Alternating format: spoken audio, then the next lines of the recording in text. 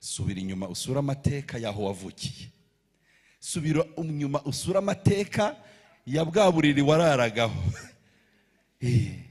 Hari abasasirwaga imisambi bakongera bakanayiyorosa. Ubwo singiye mu basasirwaga amashara, ubwo sinzi hirya icyo biyorosaga icyo ari cyo. Kagusasira agasambi, mama wawe akakorosa agatenge ke, akajya abyuka aza kureba ko utagateye imigeri ngo hari ukicwa n'umusonga, akongera akakorosa. Mbega hari abantu bibuka ibyo bihe ngo bahaguruke dutere haleluya, hanyuma haleluya.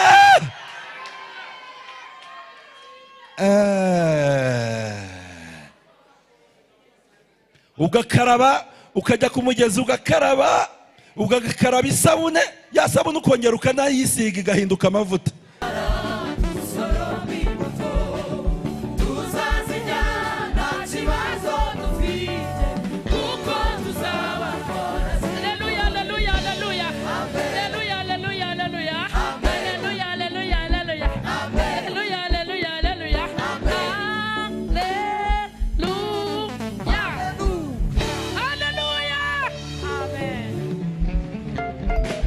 Dukomere Imana mu mashyi cyane tuyishimire, dukomere Imana mu mashyi cyane tuyishimire. Amen.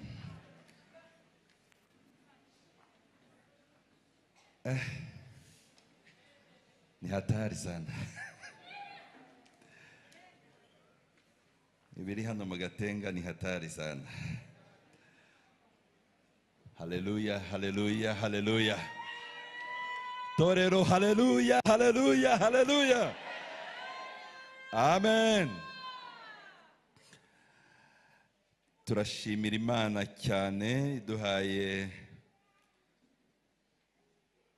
uyu mwanya. Turashimira Imana iduhaye ibi bihe byiza kuboneka imbere yayo. Turashimira Imana kubw'iki giterane cyateguwe na korali Beura ku bufatanye n'itorero rya Gatenga, kandi turashimira korali Tabaza yaturutse mu Bibare n'abakozi b'Imana baje bayiherekeje. Turashimira abavandimwe, inshuti tubona baje muri iki giterane, inshuti z'itorero rya Gatenga n'abashyitsi mwese muri hano. Imana ishimwe ku bwanyu. N'umugisha ukomeye kuba tugeze muri uyu mwanya, kandi n'umugisha ukomeye kubw'ijambo ry'Imana. Nanone twabonye ryateguwe kugira ngo rizayobore iki giterane. Ndagira ngo rero nubwo tubizi ko dufite umwigisha, ariko nifuje nanjye kubasuhuza, hanyuma ngahitamo ikaze. Kandi nanone ni byiza kugira ngo n'iki giterane tugiheshe umugisha. Ndagira ngo dusome iri jambo ry'Imana ryateguwe kugira ngo rizayobore kino giterane, hanyuma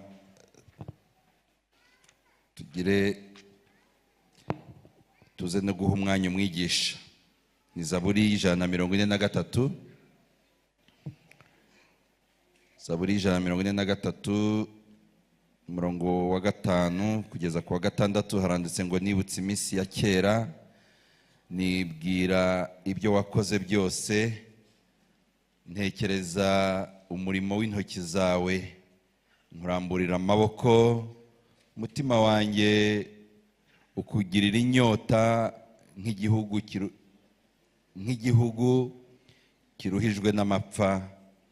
Amen. Reka dusome Zaburi 136, dusome umurongo waho wa 4. Rasubiza inyuma paji imwe gusa. Zaburi 136 umurongo waho wa 4 haranditse ngo nimushime ikora ibitangaza yonyine, kuko imbabazi zayo zihoraho iteka ryose. Amen.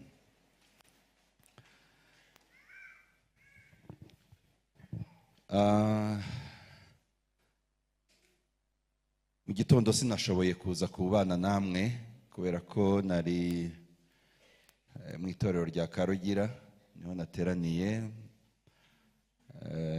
Twari dufite amateraniro abiri n'igaburo, kandi buri teraniro rigira ifunguro rye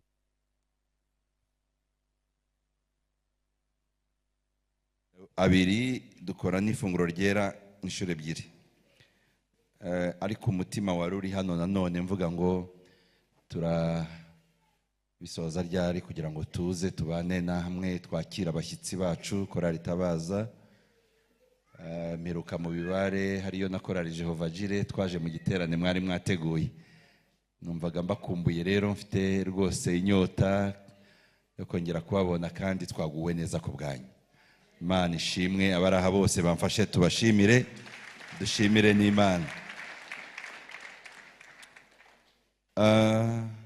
Iyi nsanganyamatsiko yateguwe ku bw'iki giterane ni nziza cyane, kandi iraganisha mu gushima Imana, kwibuka iminsi yacu ya kera. Korali Beura irangije kubiririmba, baravuga ngo uyu munsi uko biri biraruta mbere, kandi barongera ngo mubo Imana yagiriye neza nanjye ndimo. Tubikure kuri Beura, buri muntu wese abigira ibye. Ese nawe urimo? Ko nanjye ndimo, nawe urimo?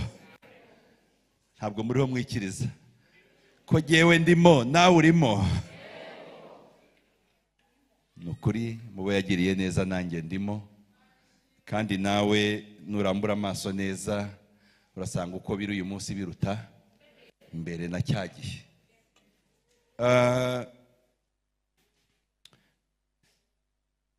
Iri jambo ritwereka neza, iyo umuntu avuga ngo iyo nibutse iminsi yanjye ya kera, biba bigaragaza ko yagize umwanya wo gutekereza no kwibuka. Kandi nta muntu uri hano utakwibuka iminsi ye ya kera ngo agire ibyo yibuka, hanyuma bimutere gushima Imana bitewe n'aho ageze uyu munsi. Rero turi hano twuzuye amashimwe, turi hano twaje kubwira Imana ngo Mana, turibuka bya bihe, turibuka bya bihe byacu by'iminsi yacu ya kera. Dawidi uyu muribuka neza ko yabaye umwungeri mu rugo rwa se.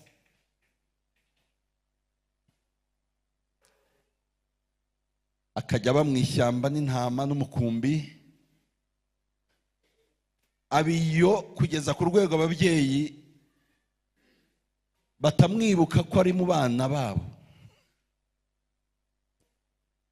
Uyu munsi nabyibutse, ndavuga ariko bishoboka bite ko muri famiye hashobora kuba ibirori?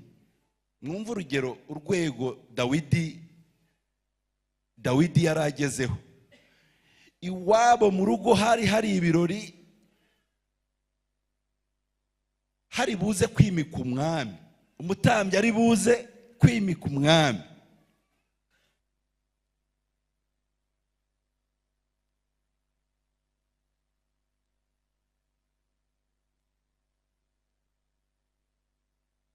Ndibaza ko hari n'abantu b'inshuti za hafi bari aho ngaho. Wenda ntibaba benshi, ariko ntihabura na bake. Ariko mutekereze umwana kwibagirana kugeza ku rwego Samweli abwira Yesayi ati nzanira abana bawe. Agahera ku mfura, Imana iti namugaye. Akagera ku buheta, Imana iti namugaye. Agakomeza bose akabahetura kugeza ubwo Yesayi ahagarara ati ni ukuri baraba, abana nabazanye. Abo yafataga nk'abana yari yarangije kubazana, byarangiye. Ariko reka nkubwire, birashoboka ko wakwibura muri famiye wavutsemo, ukishaka ukibura, ukabona urasa nkaho utibukwa utanamenyekana. Ariko niwibura nubura urukundo aho ngaho, ukaruburira aho wavutse, ukaruburira aho washatse, ukaburira ko waruteze ko yaruguha, ndagira ngo nkubwire ngo wongere utere indi ntambwe imwe ugere muri Yesu neza. Nugera muri Yesu urasanga wibonamo, kuko Yesu aratwemera. Batwanga aratwemera, baduha akato akatwemera, batwinyora wakagaragaza ko ari rokonesa kuri twebwe. Imana yacu nishimwe.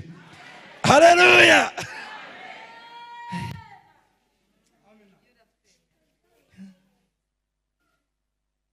Uwo ibirori bigiye guhagarara ngo bisubikwe, baravuga twibutse ko hari akandi kana.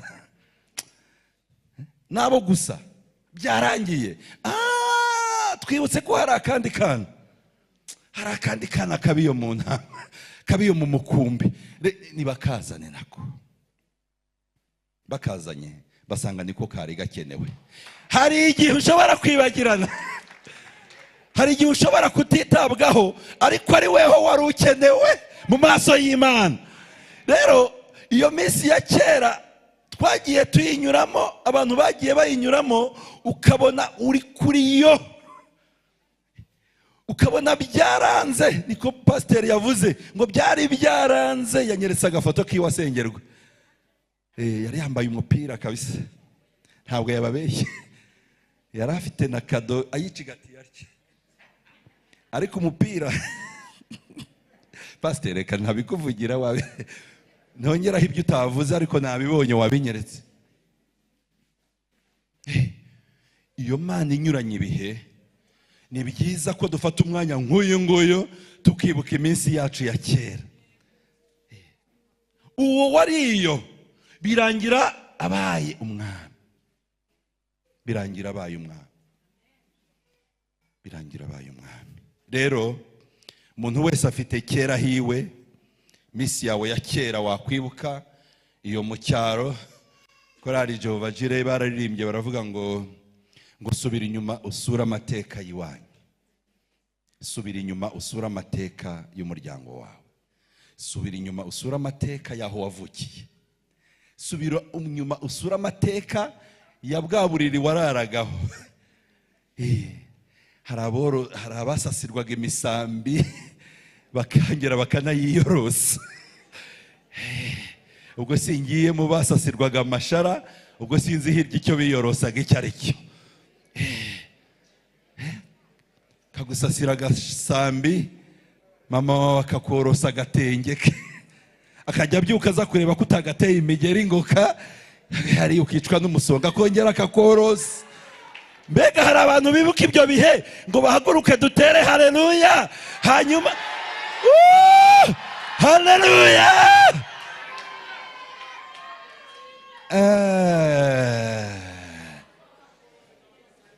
Ugakaraba, ukajya ku mugezi ugakaraba, ugakaraba isabune, ya sabune ukongera ukanayisiga igahinduka amavuta. Nababonye barabyibutse. Isabune wakarabye igahinduka, ikongera igahinduka amavuta, ukanyura. Mbega iminsi ya kera ukuntu yari mibi. Ayiwe, hashimwe nyir'ururembo waturindiye aho hantu. Hari naho twageze tukabona inzira irabuze neza, tukabona birarangiye.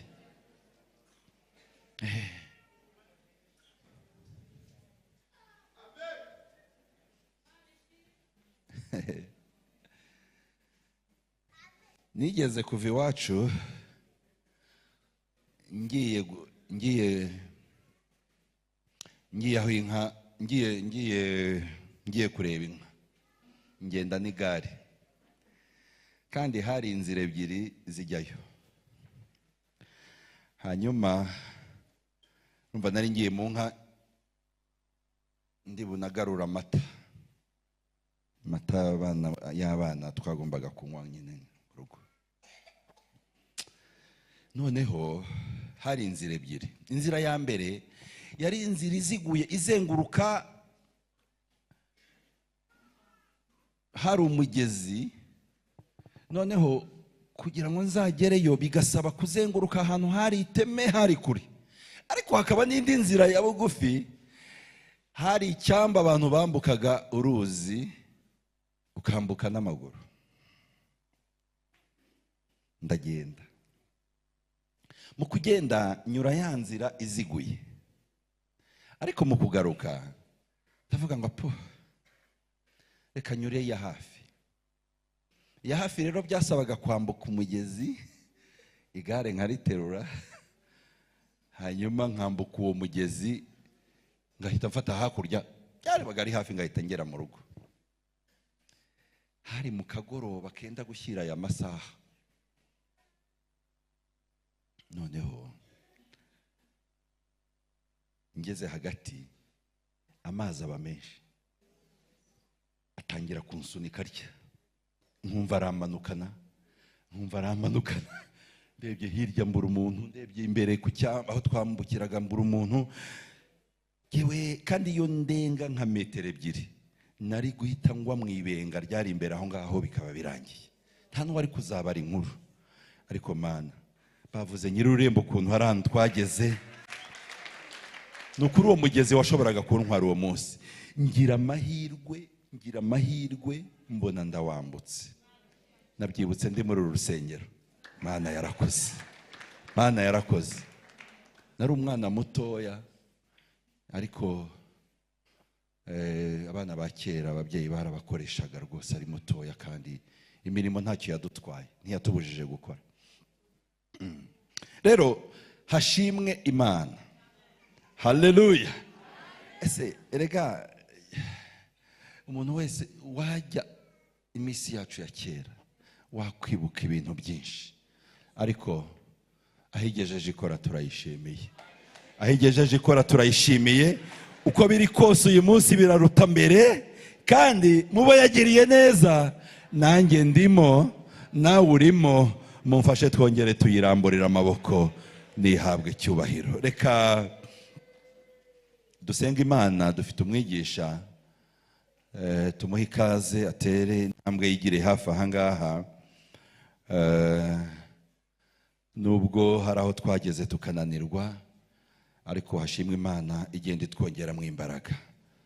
Ngo abasore b'imigenda bazaruha, bazagenda, bazacogora, ndetse baruhe bagwe rwose. Ariko abategereza Uwiteka ngo bazagenda basubizwa mu imbaraga nshya, ngo bazagenda be kunanirwa, ngo bazagenda be gucogora, ngo bazanagenda bageraho bagurukisha amababa nk'ibisiga. Imana yacu ishimwe cyane. Imana ibarengere, kandi Imana ikomeze ibaha ibyiza, ikomeze ibaha umugisha, kandi iminsi yanyu iri imbere izakomeze kuruta iya kera aho tuturuka, aho twavuye. Mana turagushimiye.